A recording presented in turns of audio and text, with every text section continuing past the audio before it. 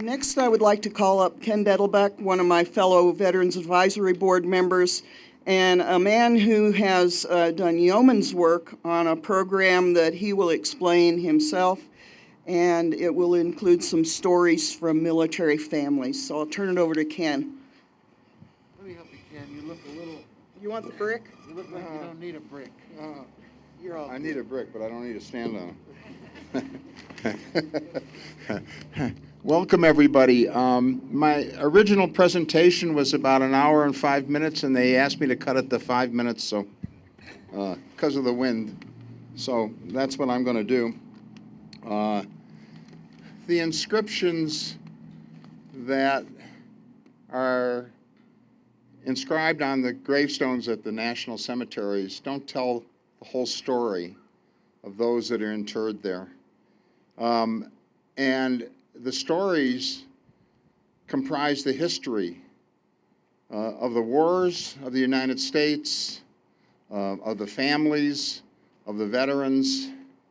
And so I'm pretty excited to tell you about something that just happened that will affect all of us.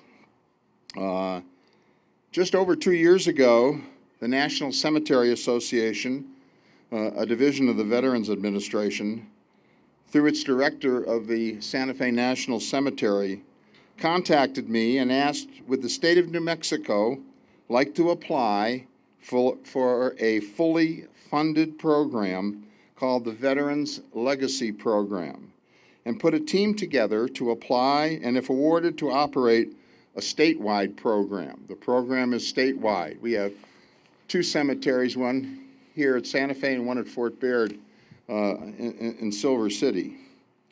We understood that we would be competing against every other state that applied and against 150 plus other national cemeteries.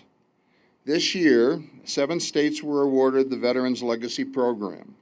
And on October 1st, we received notice that New Mexico was one of them. What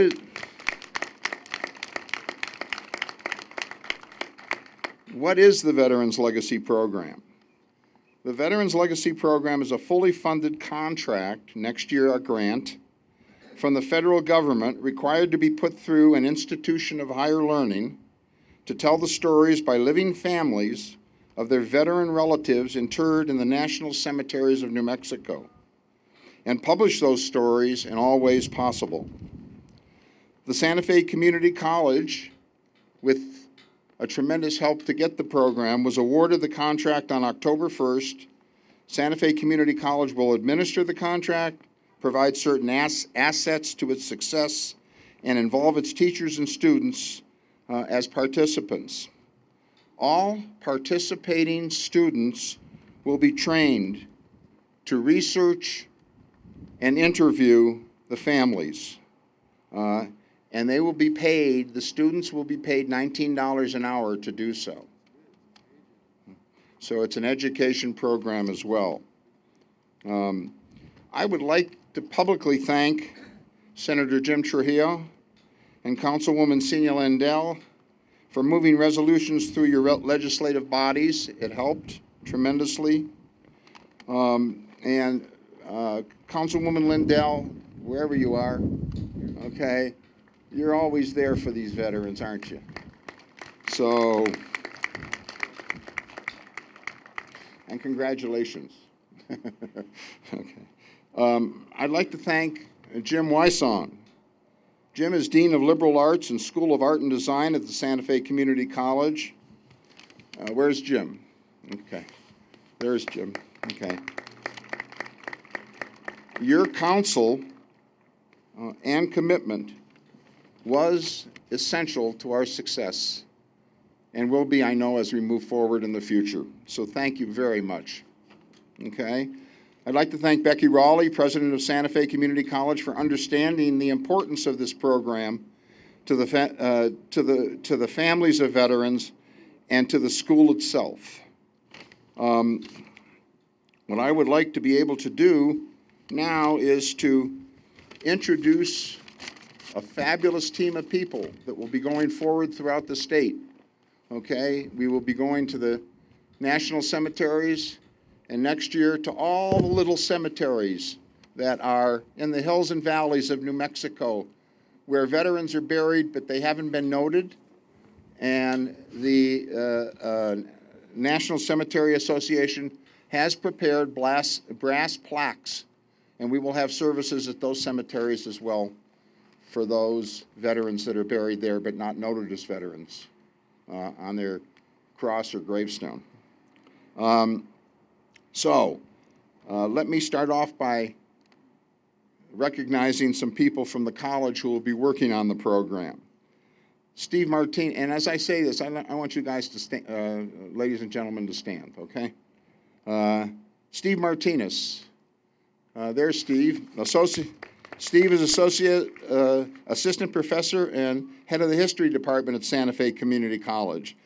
Steve is going to head up the program for the whole state moving forward, okay? Where's Allison Johnson? There's Allison Johnson. She's recording us today, so you'll see it on our website. Allison is assistant professor and co-chair of film and digital media arts at Santa Fe Community College. Did I get it all right? Okay. And Allison is essential to the program itself. Peter Tosick, who's not here, is assistant professor of graphic arts. Carol Chavez, I don't know if Carol's here or not, but she's an assistant professor of languages at Santa Fe Community College.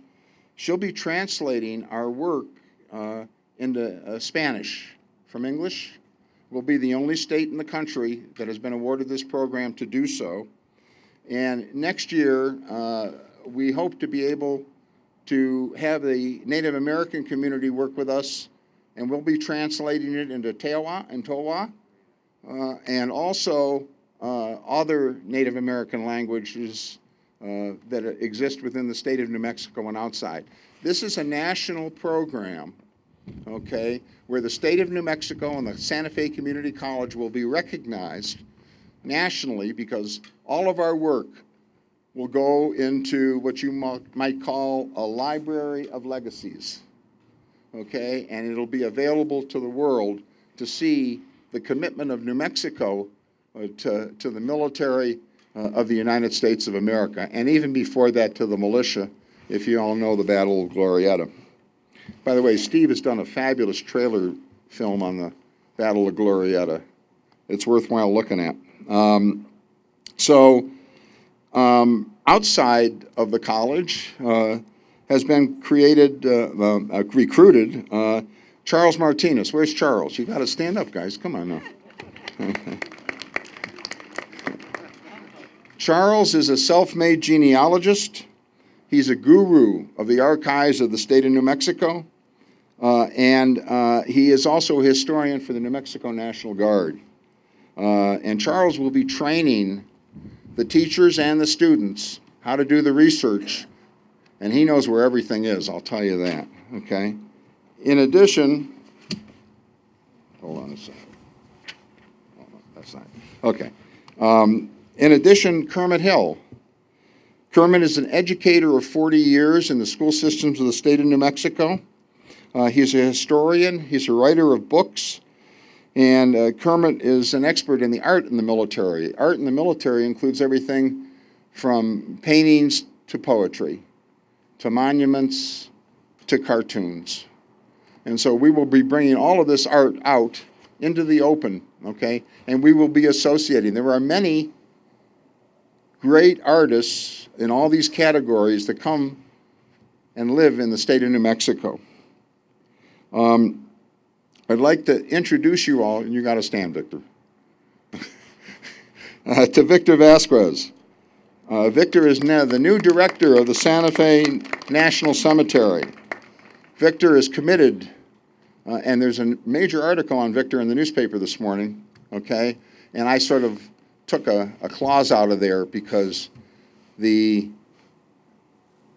stories that will be told and the history that will be composed and the education and the classes at the cemetery we will hold and the lectures we will hold, okay, will all educate all New Mexicans to the military of New Mexico.